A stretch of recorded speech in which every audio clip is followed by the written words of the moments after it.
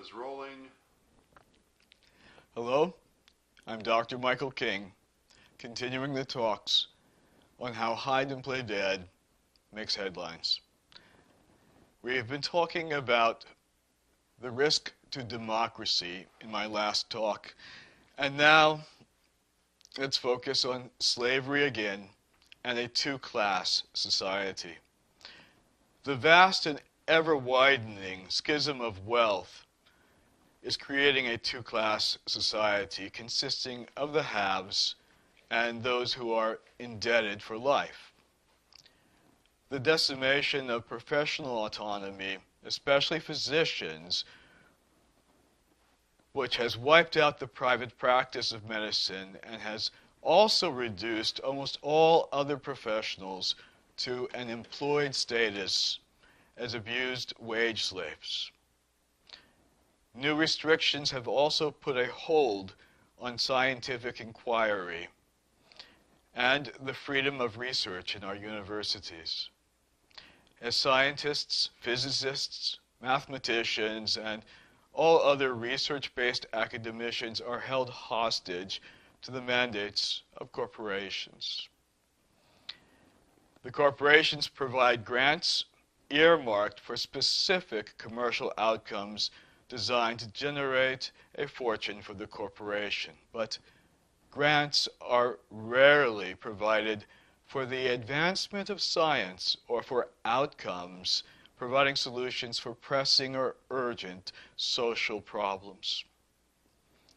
And the retail industry, like the construction industry, where small entrepreneurs could once thrive as shop owners or independent contractors, is defunct. Who dares compete with the huge chains of superstores, Walmart, Target, or the Home Depot, the Office Depot, the Baby Depot?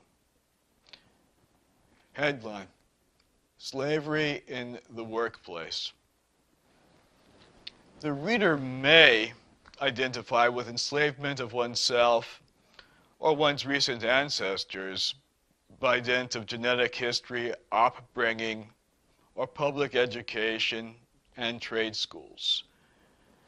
Such oppression, however, is continually reinforced by social institutions in the religious, legal or juridical, military and social sectors. But one thing is certain for the majority of the American and European populations. More oppressive than all the other factors combined is the ubiquitous drill of oppression in the average workplace. The primary methodology used to control the masses is the same, regardless of the situation. It is by constant, toxic shame, induction. Yet lurking inside the citadel of power is a multi-headed dragon of neo-slavery. It must be found and be beheaded soon, for time is running out. Next heading: There is more bounty in the horse. Clearly, there is much, much more for the reader to appreciate, experience, and learn while reading Hide and Play Dead, and its sequel, Shame on You. After all, the reader will change significantly in the process of reading due to the book's embedded writing technology. Just as I changed by writing the book, he or she will become more expressive, loving, and socially engaged, less fearful and more courageous, lighter and freer. The reader will also become less traumatized or oppressed, as well as less susceptible to trauma or oppression. You see, the Trojan horse has a beautifully and ornately crafted exterior as a masterpiece of art and artistry, and of fine quality literature. And the cargo bay is spacious enough to carry more than just a squadron of freedom fighters into the citadel of entrenched power. It contains also precious treasures and gifts for those who honor transparency in a democratic government and a multi-class society comprised of creative and autonomous individuals. The headlines presented here merely indicate the thematic drift of the book and many of its primary messages or revelations that are of current or vital social interest and concern. But please remember that Hide and Play Dead remains a novel. In spite of its manifold objectives, the book builds momentum with surprises, twists, climaxes, and depth. Ultimately, Hide and Play Dead proves just one historical adage: the truth will set you free. I'd like to begin to end this series of presentations with words of caution. Slavery has been a part of civilization since the beginning of recorded time, and was sanctioned and condoned by both the church and the ruling monarchical powers of Europe.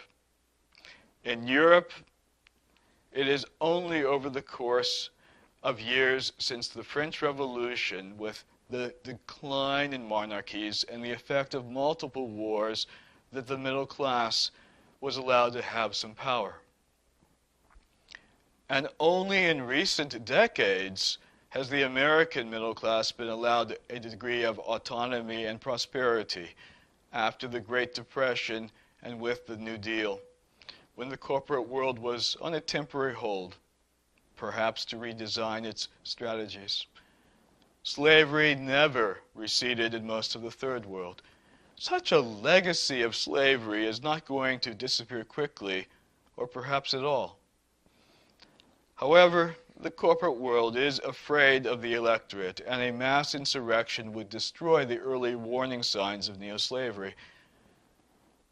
But no social revolution has ever succeeded without the participation of a strong middle class, especially the bourgeoisie and the intelligentsia. Thus time may have run out, unless my treatise is widely understood and the system to buck oppression is widely practiced. The resistance must be careful and subtle to not attract the attention of predatory corporate capitalists who would crush it immediately. Words of hope. A quote from the preface of my second book, Shame on You. We are at a crossroads of destiny on little planet Earth. We swim in a polluted sea of shame, but most people are ignorant of its pervasive existence. We do not see shame, like fish do not see water because it's everywhere, like air that's omnipresent but invisible, like dark matter that fills 2/3 of the universe but which cannot be found, like the strings of consciousness which connect all sapient beings but cannot be proved outside of mathematics, or like the concept of infinity that is real but can never be fully grasped by mortal beings. If we do not open our eyes and our hearts to the shame and become cognizant of its intrapsychic, biological, and cultural effects, my inner voice shouts, we will all perish. The time has come. The vast majority of the world's population has become imprinted with oppressive mindsets and is vulnerable to the full range of shame, including abuse, trauma, and oppression.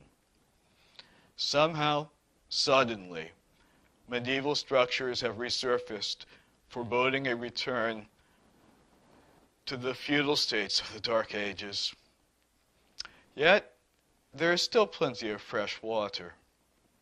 One by one, Every individual can escape the confines of self-oppression and literally evolve past the neurobiological constriction of toxic shame.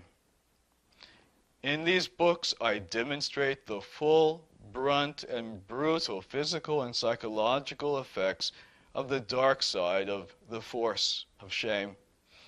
And then I will present to you an exit from the cage into what is healthy or pleasurable shame. Healthy shame is a specific form of the general relaxation response. Once learned, assimilated, and accommodated to your personal modifications, you will soon be desensitized to toxic shame, or at least you will know exactly what to do when toxic shame, trauma, or re-traumatization occur. At that time, you will have reached the midpoint in your healing. In these books, we will go towards the final destination, the ability to shift from pleasurable shame into a state of blissful love. Thank you for listening. Goodbye.